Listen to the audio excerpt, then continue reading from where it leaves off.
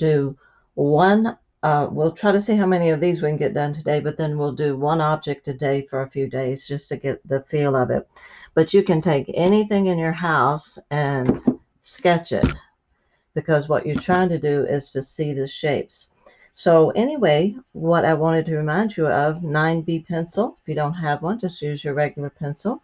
The 9B has soft graphite, and so you pressure, more pressure, less pressure, less pressure, and then you can spread it out. Because the graphite is so soft, it's easy to shade with this blending stump. Our value scale is 5. We're going to start with a dark one,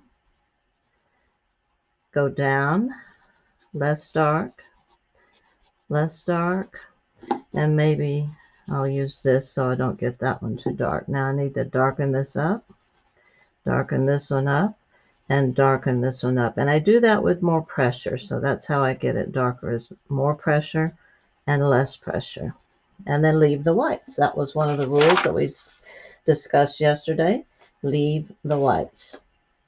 All right, so we've got a bucket here, and I just drew an elliptical and put some sides on it, and it looks like just a flat stick figure of something.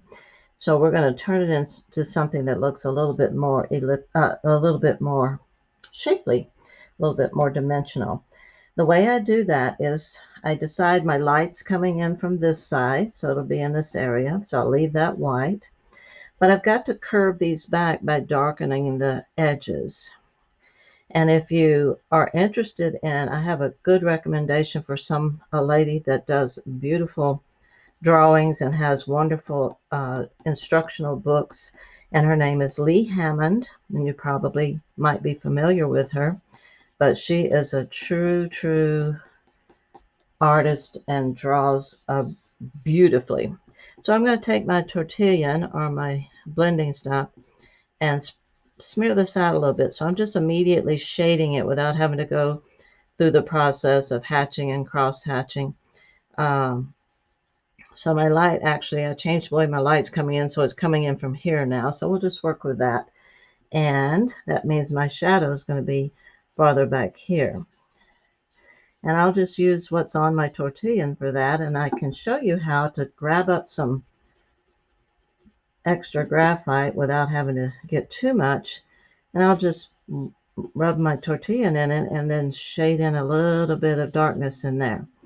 Now it still looks a bit flat, but it's looking more like a dimensional object. So now I need to put a little bit of a shadow under this lip here and leave the top of it a little bit light so it's catching some of the light.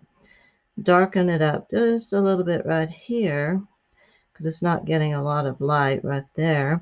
And then drag that out a little bit. You don't have to drag everything out, and you don't have to smear everything, but when you need to, you need to. I'm going to put a little bit more color or value. It's really not color, it's value down here at the bottom. And then I'm going to draw a little bit of base, like the ground, and then I'm going to pretend like it's sitting in the grass because I just set it down because I was tired of painting my barn. But I'm also kind of messy when it comes to painting from a can. And I need to darken this up because we don't see the bottom of the grass. We see dirt and sod. So I'll smear that out a little bit. And now what I want to do is remember that quick sketch should be quick. You're just trying to find out where are the lights and darks and where am I needing to change something before I draw it, if I ever decide to draw it. So I'm going to put some paint drippings, if I can get it done before our time is up, down the side of this bucket, and we'll cover up the edge because the paint drippings are coming over the edge.